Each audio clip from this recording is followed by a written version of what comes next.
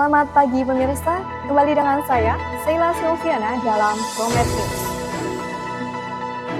Pengaruh turis terhadap perekonomian kota Yogyakarta.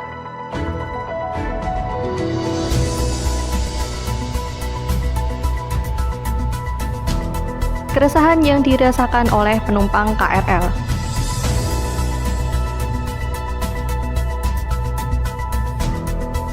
Kenaikan harga cabai rawit merah.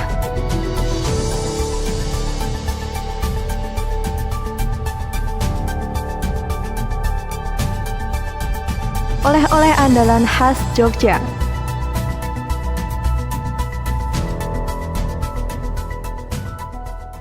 Selama beberapa menit ke depan, Anda akan mendengar berita terbaru dari beberapa wilayah. Pemirsa, berita pertama hadir dari salah satu bahan pokok.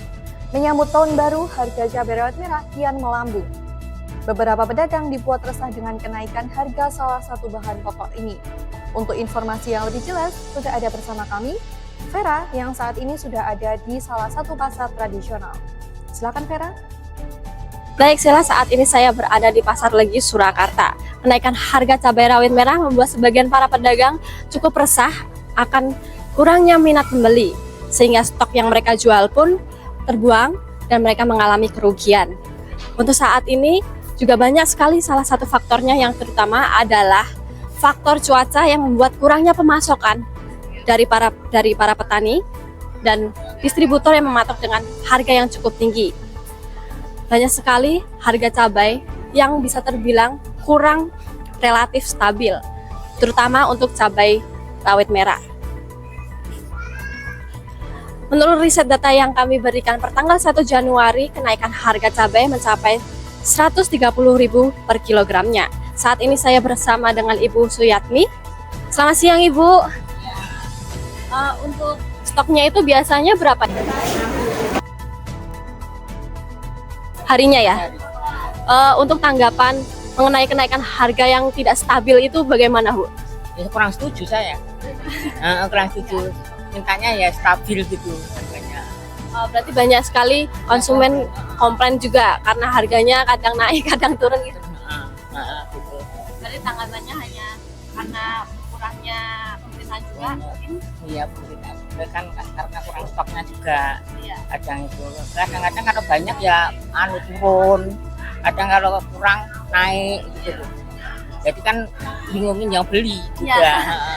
Jadi yang beli itu kadang-kadang bingung, kemarin segini, sekarang segini gitu loh. Jadi kan bingung. Yang jualan juga bingung. Soalnya yang beli kan sering komplain-komplain gitu loh. Jadi. Baik Ibu, terima kasih untuk waktunya Ibu.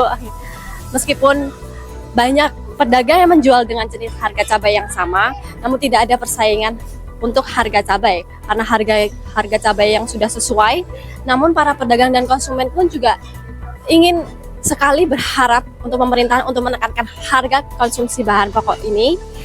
Karena mau tidak mau para pembeli pun harus membelinya walaupun harganya tinggi.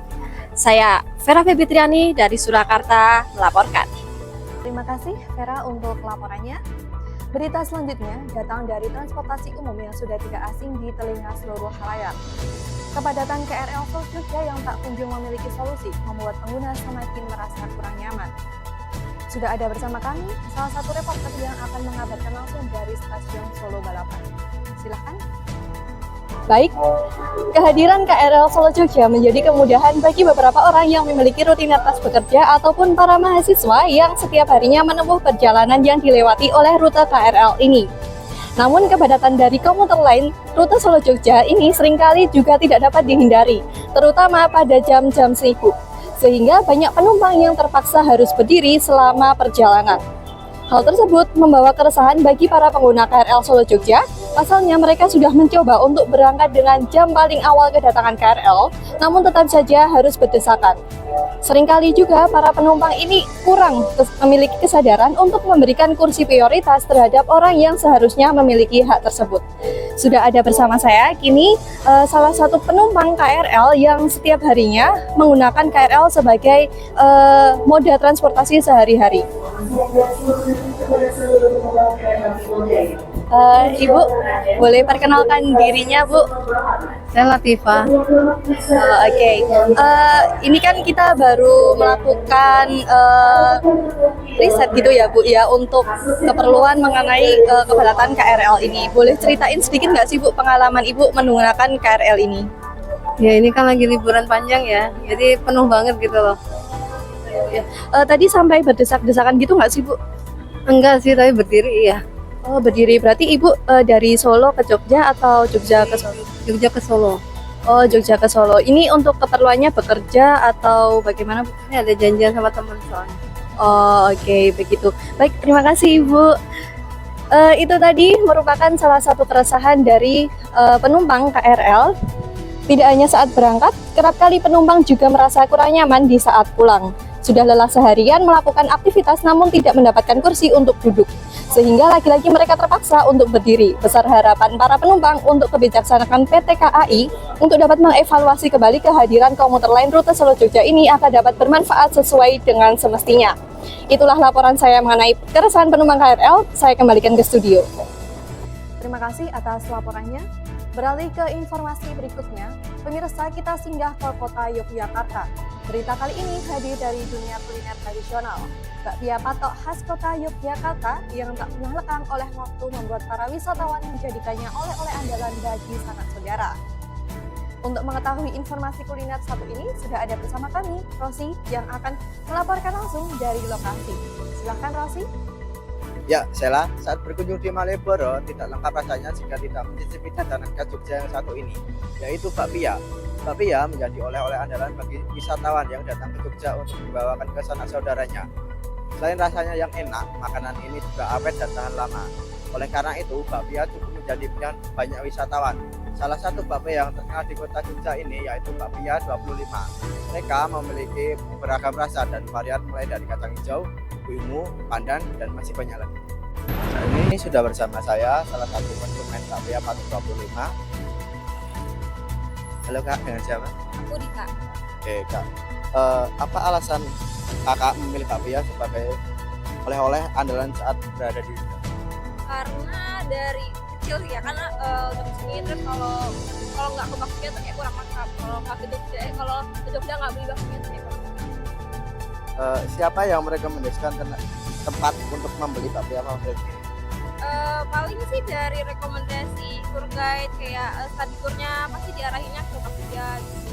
Ya pulang dari sini pasti harus beli bakpia. Rasa apa sih Kak yang menjadi favorit Kakak? Aku sih keju sama yang kacang hijau. Terima kasih Kak. Ya. Untuk kalian yang masih bingung ingin membeli makan khas Jogja satu ini, sudah tidak perlu bingung dan galau lagi. Langsung saja ke bakpia 25 yang bisa di kamu patok. Sekian dari saya kembalikan ke studio. Terima kasih, Rosi. Pemirsa, tak terasa kita sudah hampir menuju penghujung acara. Berita terakhir masih dari kota Yogyakarta.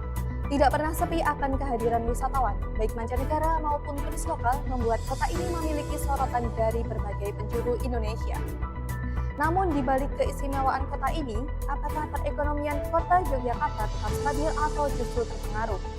Untuk menjawab pertanyaan tadi, sudah ada reporter kami, Adil, yang akan melaporkan langsung dari lokasi. Silakan Adil. Baik Sela, saat ini saya berada di kawasan Malioboro. Sudah tidak asing lagi di telan kita, kawasan Malioboro menjadi salah satu destinasi wisata yang tidak pernah bosan untuk dikunjungi, entah itu wisatawan lokal maupun mancanegara. Budayanya masih sering terlihat atau sering dipamerkan melalui keraton menjadi daya tarik tentunya. Tidak asing lagi di telan kita, kawasan Malioboro menjual berbagai macam hal seperti aksesoris, baju khas Jogja, dan bahan-bahan kayu, dan masih banyak lagi yang dijual di sini. Namun, di balik Jogja yang menjadi sorotan, terdapat sisi yang cukup memberi beban terhadap warga lokal. Harga-harga yang biasanya dijual dan tidak harga mahal, dijual melampaui harga pada umumnya. Karena hal inilah yang membuat para pedagang kebingungan. Mereka harus tetap menjual barang dagangannya. Semenjak penerbitan pedagang kaki lima dan dialokasikan di teras 2, banyak toko yang dulunya sempat ramai, sekarang menjadi sepi. Dan sekarang sudah bersama saya dengan Bapak. Siang Bapak, dengan siapa? Bapak Sudrajat. Oh ya, gini Pak, kawasan Malioboro itu sekarang gimana sih Pak? Ya kalau bagi kami ya tetap masih eksis bisa untuk kerja lah. Terus semenjak diterbitkannya atau dialokasikannya pedagang di teras 2, apa sih Pak yang menjadi pembedanya? Oh kalau bagi saya tuh pembedanya itu cuman ini kan agak lebih terang gitu. Kalau waktu ada yang jualan itu kan agak rapat gitu, dan nanti kalau musim hujan itu kan wah kayak ribut lah. Jadi kalau sekarang sudah nyaman gitu. Cuman ya itu mungkin yang sebagai pedagangnya yang ada masalah sebabnya istilahnya di sini sudah nyaman, pindah lagi ke teras, belum lama pindah lagi mungkin loh yang sebagai pedagang yang Apakah pengaruh turis terhadap perekonomian ini memberikan dampak yang signifikan terhadap penjualannya? kalau yang sore itu kan biasanya sudah ada yang yang acara kalau kami istilahnya kan cuma sebagai memandu ngantarkan suruh ngantarkan ke hotel atau mau belanja. Oh ya, terima kasih Bapak atas pertanyaannya.